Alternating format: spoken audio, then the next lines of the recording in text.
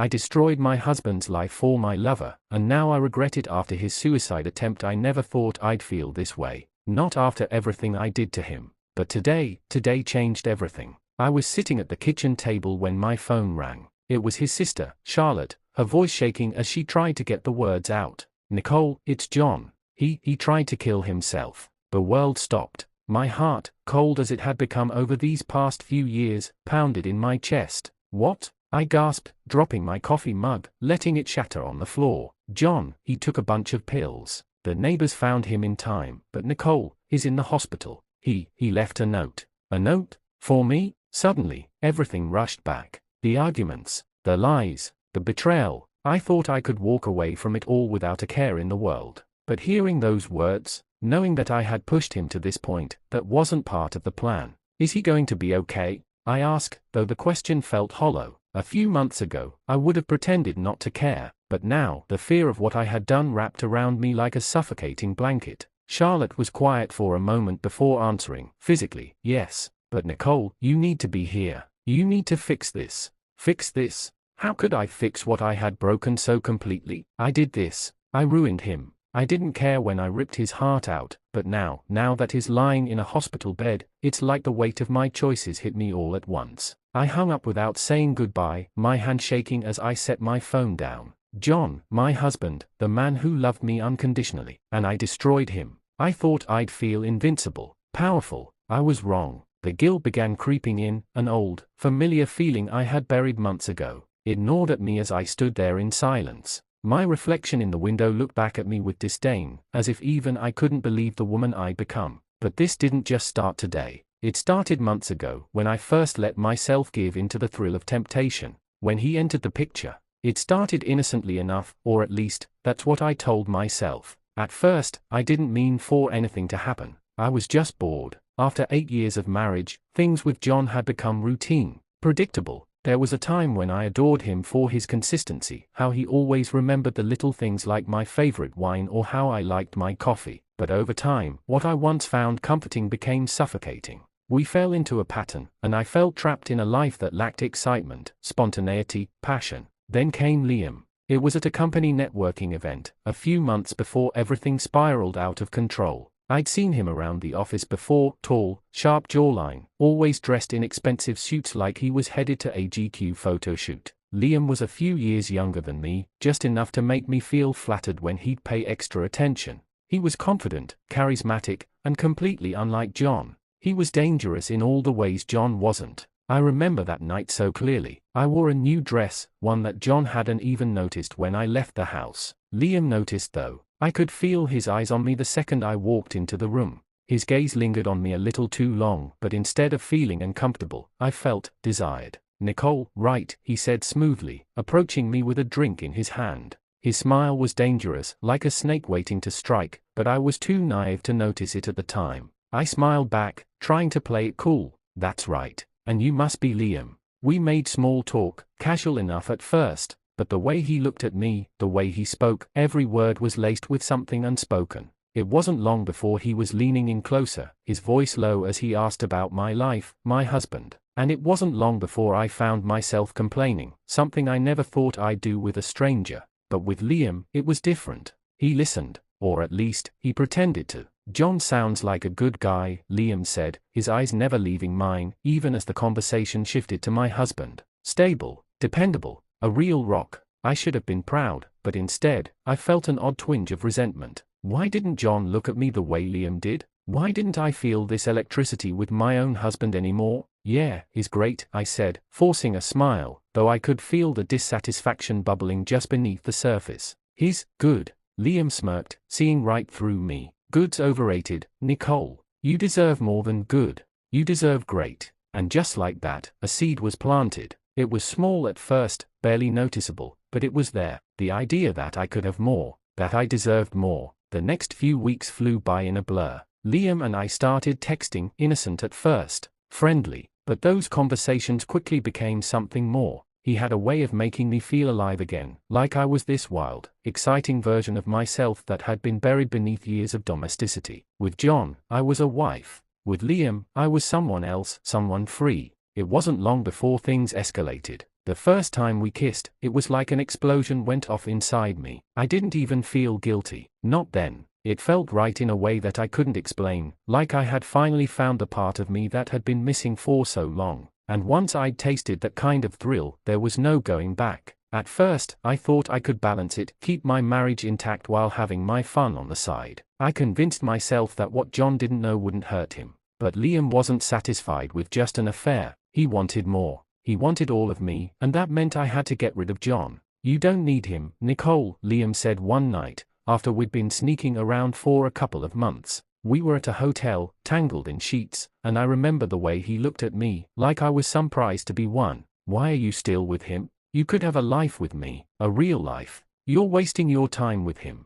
I hesitated. Destroying my marriage? It seemed too extreme. But Liam had a way of talking, of convincing me that everything I built with John was nothing more than a house of cards, ready to collapse. He's too soft for you, Liam pressed. You could be living the life you deserve, but instead, you're stuck with some boring husband who probably doesn't even satisfy you. His words struck a nerve. The dissatisfaction I'd been burying for so long, the restlessness that had led me into Liam's arms in the first place, all came roaring to the surface. And then Liam made his move. I can help you get everything, he said, his voice low, conspiratorial. All the assets, the house, the cars, everything. We could be together. He doesn't have to know what hit him. At first, I was shocked, but then, the more I thought about it, the more it made sense. I deserved to be happy, didn't I? Why should I stay with John out of guilt or obligation? He'd be fine. He was always so stable, so grounded. He'd survive. And as Liam laid out the plan, I started to believe him.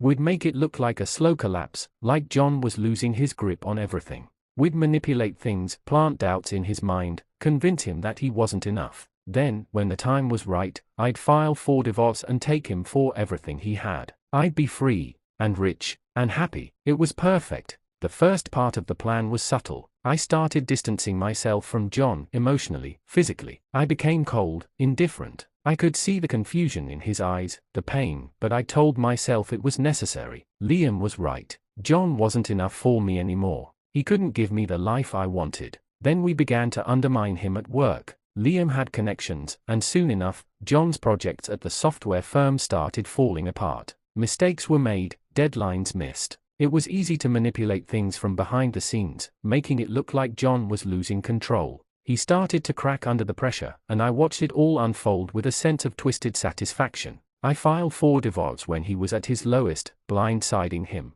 I claimed he'd been neglecting me, that I had no choice but to leave. And in the settlement, I took it all, the house, the cars, the savings. Liam had made sure everything was in my favor. John, he was shattered. I'll never forget the look in his eyes when he realized I had betrayed him completely. But at the time, I didn't care. I was already planning my new life with Liam. I thought I was winning. The moment I filed for divorce, everything started moving fast. Faster than I had expected. What had started as a secret affair quickly morphed into an all-out attack on John's life. Liam had made sure of that. With his connections, his relentless drive, and his charm, he was like a conductor orchestrating a symphony of ruin. And I was his star player. John didn't see it coming. How could he? For months, I had been building a case against him. I wasn't just leaving him, I was destroying him. The lies came easily by that point. All those late nights at work that weren't really work, all the moments I played the victim, telling everyone around me that John had neglected me, that our marriage had been crumbling for years. I painted a picture of myself as the long-suffering wife, trapped in a marriage with a man who just didn't care anymore. Of course, none of that was true, but it didn't matter. Once the story was out there, once the narrative was set, people believed it. Our friends, our neighbors, even John's colleagues, they all looked at me with sympathy, and at John with quiet disdain. He never deserved you, one of the neighbors told me after the divorce papers were served. You're better off without him. I smiled, nodding in agreement, but inside I felt something else. Something gnawing at the back of my mind. Doubt? Regret? No, I pushed it away. There was no room for second guessing. Not now. I had come too far. John didn't take it well. Not that I expected him to. When he came home and found the divorce papers waiting on the kitchen table, his face paled. He looked at me, his eyes searching mine for some kind of explanation, some shred of the woman he had once loved. But I was cold, detached. I had to be. Liam had warned me about this moment. Don't let him guilt you, Liam had said, his voice firm. He'll try to play the victim, but remember, he's the one who failed you. You deserve better. It was all a lie, of course, but I repeated it in my head like a mantra. John was the failure. John was the one who wasn't enough. I deserved better. I deserved Liam. Nicole. John's voice cracked as he said my name. He looked like a broken man, lost, confused, completely blindsided. What is this? Why? I didn't answer. I couldn't. I simply turned away, letting the silence speak for itself. Let him stew in the confusion. Let him wonder what went wrong. It was better this way. Cleaner. The first few weeks after I filed were brutal, for him, not for me. I had expected some sort of fight, some kind of resistance, but John was too crushed to even try. He spiraled quickly. I watched from a distance as he fell apart. He started missing work, his once clean and meticulous appearance deteriorated. He stopped shaving, his clothes looked disheveled, and the light in his eyes had gone out. Every time I saw him, I felt a strange mixture of satisfaction and something else. Guilt? No, it couldn't be that. Liam was a master at manipulating the legal system. He had the right lawyers, the right connections, and the right plan. We set things up perfectly so that John would lose everything. He had no idea what was happening behind the scenes. With Liam's help, I moved our joint assets into separate accounts, siphoning off more and more until there was nothing left for John to fight for. Make sure you get the house, Liam said one night as we celebrated our victory with expensive wine in a penthouse suite. That'll really break him. I laughed, leaning into Liam, intoxicated not just by the alcohol, but by the power. The house was the last piece of John's life that meant anything to him, and I was going to take it. I filed for sole ownership of the house, citing emotional distress and John's inability to provide for me. It was a low blow, but the courts believed me. Why wouldn't they? I had played the perfect victim, and John looked like a wreck. When the judge ruled in my favor, I couldn't help but feel a surge of triumph. I had won. I had everything, his money, his home, his life. John was left with nothing but a one-bedroom apartment and a mountain of debt that wasn't even his fault. Liam had manipulated his business contacts to ensure John's projects would fail. It was subtle, but effective. Missed deadlines, miscommunications, and suddenly, John was losing clients left and right. His job was on the line, and without any assets to fall back on, he was sinking fast. For a while, I relished in my victory. I felt untouchable. John had always been so careful, so meticulous with his finances, and now he was nothing. He had lost his job, his reputation, and his home. I was free, living with Liam in luxury, spending the money I had taken from John on vacations, shopping sprees, and nights out. Everything was going according to plan. But something started to shift. It wasn't immediate. At first, I didn't even notice it. But slowly, the high of winning began to wear off. I had everything I wanted, didn't I? So why didn't it feel as good as I thought it would? One night, Liam and I were at a high-end restaurant, celebrating some real estate deal he had just closed. The waiter brought us champagne, and as I sipped it, I looked across the table at Liam. He was smiling, talking animatedly about some new business venture, but all I could hear was the hollow sound of my own thoughts. I wasn't happy. I had spent months planning this, tearing John's life apart piece by piece, believing that once it was all over, I would finally feel free, finally feel happy. But I didn't. In fact, I felt worse. It was like the emptiness I had tried to fill with Liam, with money, with power, had only grown bigger. I looked around the restaurant, at the other couples laughing, talking, enjoying each other's company, and I felt nothing. I had thought that leaving John would give me the life I deserved, but instead, I felt more isolated than ever. And then there was Liam. At first, he had been charming, exciting, the complete opposite of John. But now, sitting across from him, I realized that Liam didn't love me. He never had. He loved winning. He loved the thrill of the game, the conquest, the power. I was just another part of that game for him. Another trophy to add to his collection. As I stared at him, the weight of what I had done began to sink in. I had destroyed John's life for this. For a man who didn't even care about me. For money that didn't make me happy. For freedom that felt like a prison. Liam noticed the change in my demeanor. He looked up from his glass, his smile faltering for a moment. "What's wrong, babe? You look like you've seen a ghost." I forced a smile, shaking my head. "Nothing. I'm fine." But I wasn't fine. And as the weeks passed, the feeling only grew stronger. Every time I saw John, looking thinner, paler, more broken, I felt the weight of my choices pressing down on me like a boulder I couldn't escape.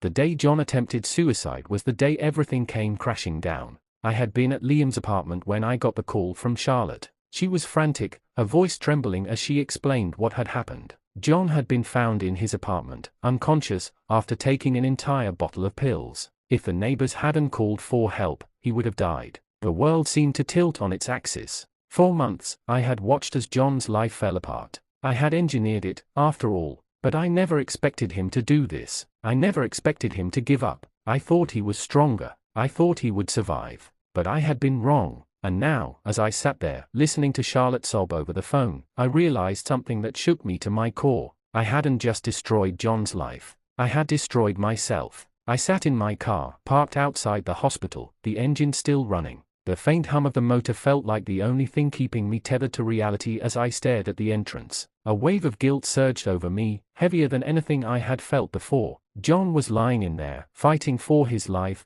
and all I could think about was how I had been complicit in pushing him to this point. How did it come to this? The thrill, the rush of adrenaline I had felt while plotting against him, while tearing apart the life we built together, it was all gone. In its place was a gaping pit of remorse. No amount of luxury or wealth could fill it. I had destroyed John in ways I never thought possible, and now, I was left with the pieces. Broken, jagged pieces of the man I once loved. Walking into that hospital room felt like stepping into a graveyard. The cold, sterile smell of antiseptic filled the air, but beneath it, there was something else, a sense of finality. When I saw John lying there, pale and weak, tubes snaking out of his arms and the steady beep of machines keeping rhythm with his shallow breathing, I almost couldn't believe it was him. This was the man I had once vowed to love forever, the man who had been my rock, my safe space, my everything. And now, he was a shell of himself because of me. For the first time in months, I felt tears sting my eyes. My throat tightened as I stood by his bedside, staring at the man I had destroyed.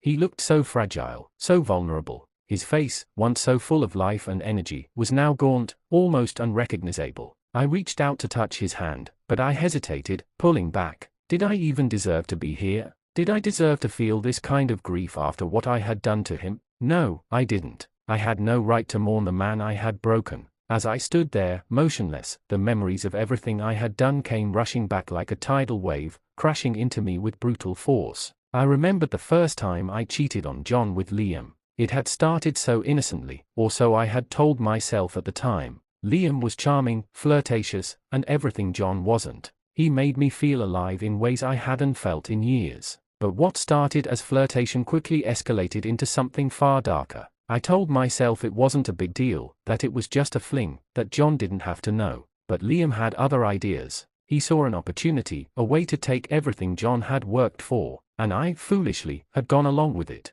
Liam had a plan from the start. He was the mastermind, and I was his pawn. Together, we plotted to tear John's life apart. It wasn't enough to just leave him. No, I had to ruin him. Liam convinced me that John deserved it, that he had been holding me back, that I would be happier without him. But now, looking at John lying in that hospital bed, I realized just how wrong I had been. John hadn't been the problem. I was the one who let myself fall for Liam's lies. I was the one who allowed greed and lust to consume me, to drive me to this point of no return. After the divorce, everything had fallen apart for John so quickly. It was like watching a slow-motion car crash. I could see it happening, but I couldn't or wouldn't stop it. His job, his reputation, his finances, everything crumbled around him. Liam made sure of that. He was ruthless, cutting ties, sabotaging deals, and manipulating people in ways I hadn't even thought possible. And I went along with it. I watched as John's life unraveled, bit by bit, and I did nothing.